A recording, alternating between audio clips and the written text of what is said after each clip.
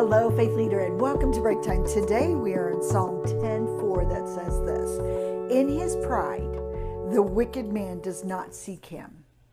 In all his thoughts, there is no room for God. Once again, David is describing what a wicked person looks like, what a person who's decided to live their life apart from God really looks like.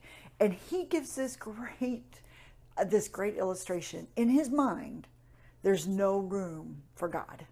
There's no space. His mind does not go to God. His mind does not dwell on God. His mind does not think on God. His mind doesn't have thoughts of God. Now, there may be a scattering, observation that God is around, that he may hear others hear the word of God, but he doesn't take that and actually let it become a part of his life. He doesn't even process it. There's no space. This is actually kind of scary in some ways, because I know that our lives are so busy. For the most part, your life, my life is so busy. And if we're not careful, I'm not sure we're going to follow under the category of the wicked, but do our thoughts dwell upon God? Do we have space? Do we make room?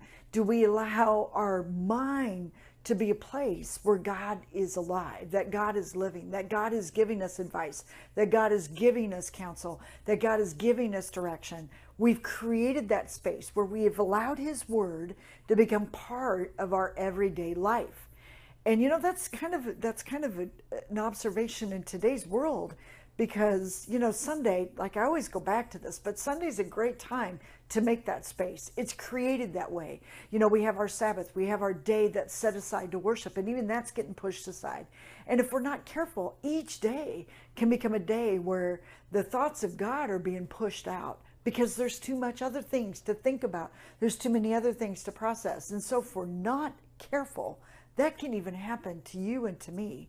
And so then we wonder why we come to these spaces where we're thinking, wait, I have no more room for God, because all I'm thinking about is this situation. Not that it's bad stuff, but even the good stuff can be pushing out the best, the thoughts of God, the enduring thoughts of God, the guidance, the direction, the leadership that we need in our life.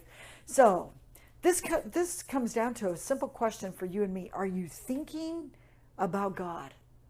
I mean, is he a part of your practice, everyday practice? If you've allowed him to become a part of, you're going to exercise, mentally exercise, practicing God. Have you done that today? Well, make today the first day of the rest of the week that you're going to practice mentally thinking and processing God thoughts. You, my friend, have a very blessed day.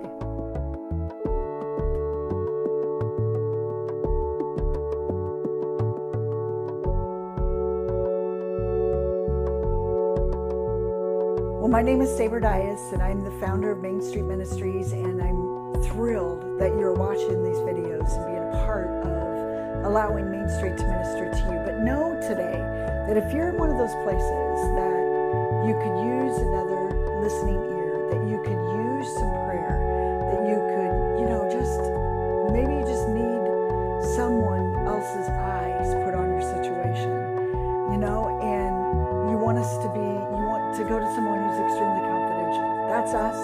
We're here for you. We'll listen.